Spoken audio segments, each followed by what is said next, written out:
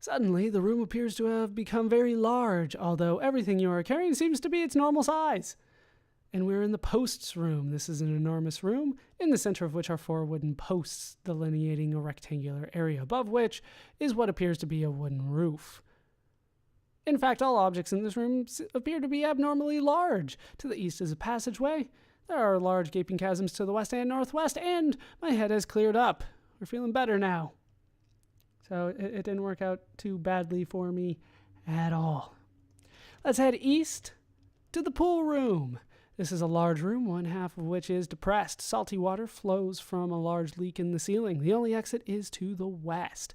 A stoppered glass flask with a skull and crossbones marking is here. The flask is filled with some clear liquid. The leak has submerged the depressed area in a pool of tears. There is a hazy something at the deepest part of the pool. So what I am going to do is throw red cake at pool. Will that work? It does. Most of the pool evaporates, revealing a slightly damp but still valuable package of rare candies. The red cake must be pretty strong stuff since it remains intact. Yeah, the red cake absorbs all sorts of liquid. I don't know how much flour they put into that cake, but it was too damn much. So we can take the candies, the rare candies. They don't work the way that you are used to rare candies working. You can't eat them, or at least don't eat them. All right, so at this point, we're going to turn the lantern off.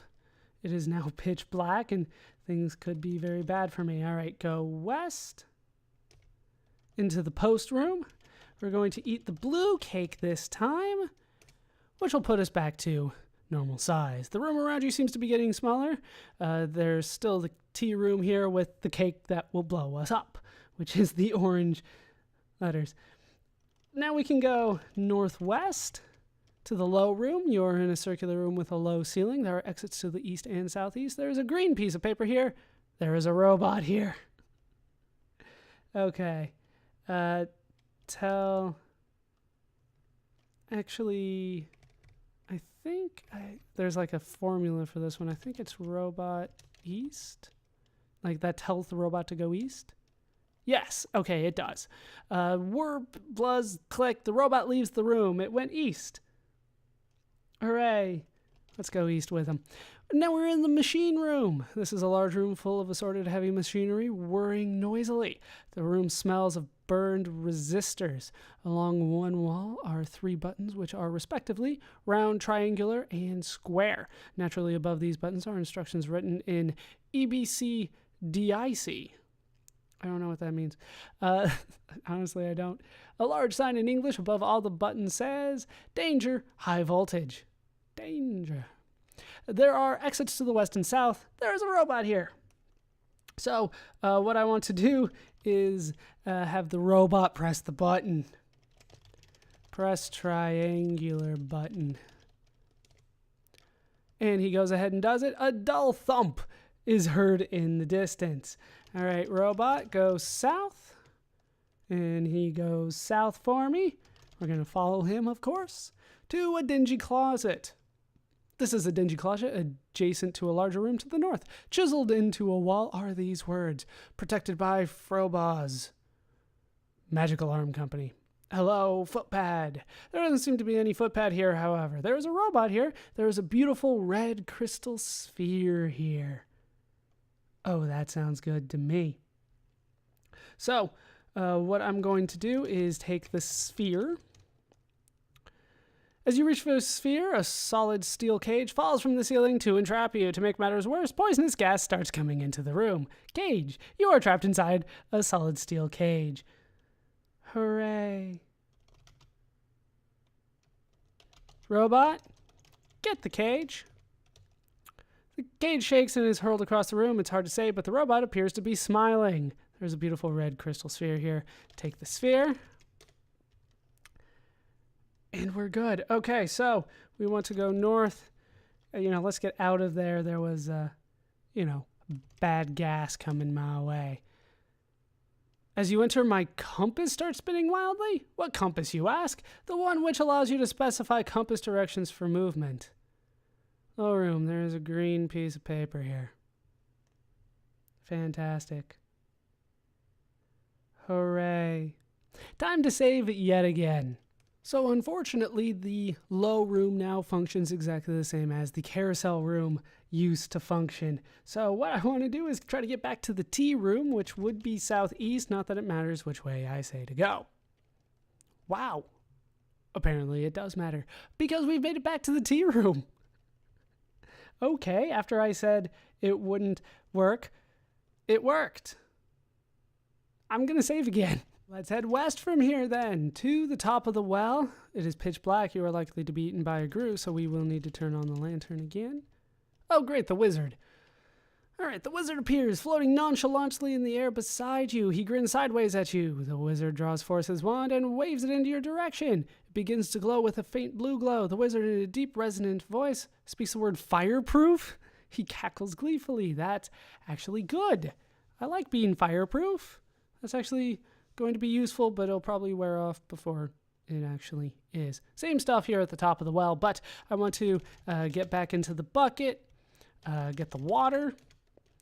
The teapot is now full of water. The bucket descends and comes to a stop. And now we're in the wooden bucket at the circular room. Let's exit the bucket.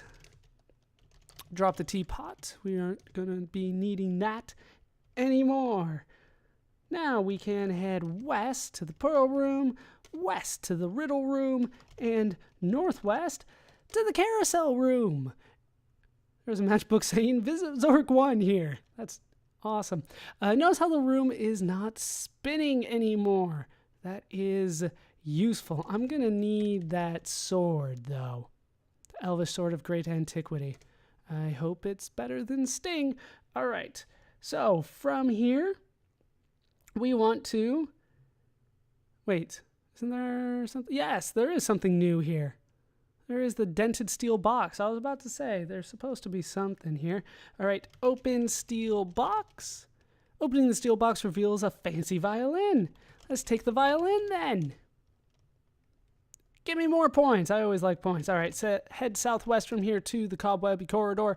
A winding corridor is filled with cobwebs. Some are broken and the dust on the floor is disturbed. The trend of the twists and turns is northeast to southwest. On the north side of one twist, high up is a narrow crack. There is a coil of black braided string here. Let's go ahead and take the string. I don't like the sound of it, but I'm going to go ahead and take it. Then we're going to head southwest again to the guarded room. This room is cobwebby and musty, but tracks in the dust show that it has seen visitors recently. At the south end of the room is a stained and battered, but very strong-looking door. To the north, a corridor exits. Embedded in the door is a nasty-looking lizard head with sharp teeth and beady eyes. The lizard is sniffing at you. Lovely. Feed candies to the lizard. The guardian greedily wolfs down the candy, including the package. It seemed to enjoy the grasshoppers particularly. It then becomes quiet and its eyes close. Lizards are known to sleep a long time while digesting their meals. I don't know if that's true. It probably is. Zork seems to do their research, to be honest with you, with this kind of stuff. All right. What we can do is now drop the violin, red sphere, and the necklace. There we go. I'm not going to be needing those for the time being. So then we can go north and northeast, back to the carousel room. Now we can go northwest. This is where things get a little tricky. To the cool room. This room is cool and damp. The air is misty. A twisty path from the southeast splits here toward a wide northerly stone bridge and a narrow westerly tunnel. It is from the latter that the mist and chill seem to originate. Well, we're going to go north here to the stone bridge. This is the middle of a ruined but still impressive stone bridge spanning a deep chasm. Water flows far beneath. A paved path leads north into a large open space. To the south, the path leads into a misty tunnel. Your sword is glowing with a faint blue glow, which means I need to save. This is where things start to get a little hairy. We need to head north from here into the dragon room. The room is a large cavern full of broken stone. The walls are scorched and there are deep scratches on the floor. A sooty, dry smell is very strong here. paved path winds from a large passage to the west, through the room, and across a huge stone bridge to the south. To the east, a small crack is visible. A dark and smoky tunnel leads north. A huge red dragon is lying here, blocking the entrance to a tunnel leading north. You would think that would happen. You would describe that first. Smoke curls from his nostrils and out between his teeth. Your sword has begun to glow very brightly. All right, hit the dragon with the sword. I don't think you need the sword for this, but damn it, I want to hit the dragon with the sword. Surely this is the best option for everybody involved. Dragonhide is tough as steel, but you have succeeded in annoying him a bit. He looks at you as if deciding whether or not to eat you. The dragon continues to watch you carefully. All right, from here we need to retreat. To the stone bridge, the dragon follows you out of mingled curiosity and anger. All right, let's hit him again. That captured his interest. He stares at you balefully. The dragon continues to watch you carefully. All right, let's go south again. The dragon follows you out of mingled curiosity and anger and hit him again. The dragon is surprised and interested for the moment. The dragon continues to watch you carefully. This time we're going to head west to a new area, to the ice room. This is a large hall of ancient lava since worn smooth by the movement of a glacier. A large passage exits to the east and an upward lava tube is at the top of a jumble of fallen rocks. A mass of ice fills the western half of the room. As the dragon enters, he sees his reflection on the icy surface of the glacier at its western end. He becomes enraged. There is another dragon here behind that glass, he thinks. Dragons are smart, but sometimes naive, and this one has never seen ice before. He rears up to his full height to challenge this intruder into his territory. He roars a challenge. The intruder responds. The dragon takes a deep breath, and out of his mouth pours a massive gout of flame. It washes over the ice, which melts rapidly, sending out torrents of water and a huge cloud of steam. You manage to clamber up to a small shelf, but the dragon is terrified. A huge splash goes down his throat. There is a muffled explosion, and the dragon, a puzzled expression on his face, dies. He is carried away by the water. When the flood recedes, you climb gingerly down. While no trace of the dragon can be found, the melting of the ice has revealed a passage leading west. Your sword is no longer glowing. And we have tricked the dragon into drowning himself? Sure, he's dead. That's the important thing. So now let's head back to his lair. Uh-oh, my sword is glowing again. Let's head north again to see what the dragon was guarding. The dragon's lair. You're in the dragon's lair where the rock walls are scarred by flame. A blackened doorway leads to the south. A rotten old wooden chest is in one corner among the debris. A beautiful young woman wearing a dirty and bedraggled gown sits on a rock in the corner. Her hair is unkempt and she is oblivious to your presence, almost in a trance. Your sword has begun to glow very brightly. So, girl, chest. Girl, chest. The hinges are very rusty, but they seem to be starting to give. You can probably open it if you try again. There is something bumping around inside. All this rummaging around has startled the young woman. The princess, for she is obviously one, shakes herself awake, then notices you for the first time. She smiles. "Thank you for rescuing me from that horrid worm," she says. "I must depart. My parents will be worried about me." With that, she arises, looking purposefully out of the lair. Damn it, she was a princess. All right, well, at least I can get the consolation prize. The rotten wooden chest opens. Nestled in the chest is a wrought gold statuette of a dragon. The princess walks south. She glances back at you as she goes. Sword is glowing with a faint blue glow. All right, let's take the statuette, as you call it. Taken. Got more points. And we're ready to go. All right, let's head south. Then we can head east, I believe, from here. Yes, we can. To the end of ledge. A ledge from the east ends here, and a tunnel leads north into the wall. There is a rather odd smoky odor in the warm air of the tunnel. There's a disheveled and slightly unkempt princess here. The princess walks east. She glances back at you as she goes. I say we follow her. Ledge in the ravine. There is a disheveled and she climbs down, daintily down the rock face. So I believe, actually, I think I just need to go south from here. Yeah, to the deep ford, but that's where she went anyway. A huge dead dragon is lying half blocking the stream. She's continuing going south so I will continue with her. The princess presses a loose piece of marble in the wall, and a large section of the wall slides away, revealing a passage to the east. She enters it. Actually, I want to go south again, I believe, to the carousel room. Turn off the lantern. It is now pitch black, but I should be fine. We'll head east from here to the topiary, then north. So I probably could have just taken her shortcut as well, and then north again to the north end of the garden.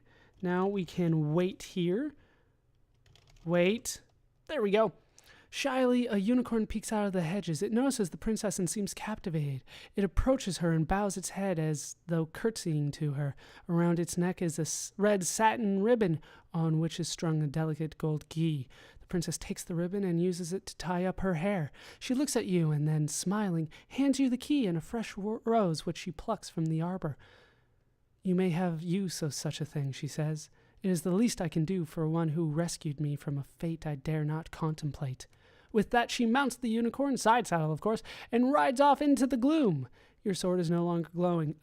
Occasionally when you'll come here, the unicorn is here, and once again, like, your sword will glow. Don't like kill the unicorn. Don't kill the princess either. However, the rose is not going to be useful for us. So we're just going to go ahead and drop it. So from here, I can go... It's south, and west. Back into the carousel room. I'm going to need to turn on the lantern again to prove that I'm in the carousel room. All right, what I can do right now, I'll probably need to drop the string. Right, remember I picked up that string. We haven't found a use for it, but we're not going to find a use for it for the time being either. All right, we want to go southwest from here twice, back into the guarded room. There's a Stradivarius here. That's the violin. It's a very, very expensive violin. What I want to do is, I believe I can just say unlock door with gold key. The key turns and the bolt clicks. The door is unlocked. All right, take all. I want all of that stuff. And go south. The door, partly covered in cobwebs, is closed. Oh, open door. Thank you. South. Into the wizard's workshop. You're staying in the entry hall of the wizard's workshop. Dark corridors leading west and south from here. The corridor to the west smells slightly of incense or candle smoke. The workshop door is open. And now that we are in the wizard's workshop, that is going to do it for these parts of Zork 2. When we come back, we will eventually confront the wizard and find out what the hell his problem is. But that is going to do it for these parts of Zork 2. Hope you guys have enjoyed them. I've been Baller Scuba. Hope you laughed. Hope you learned. Hope to see you next time. Thanks for watching.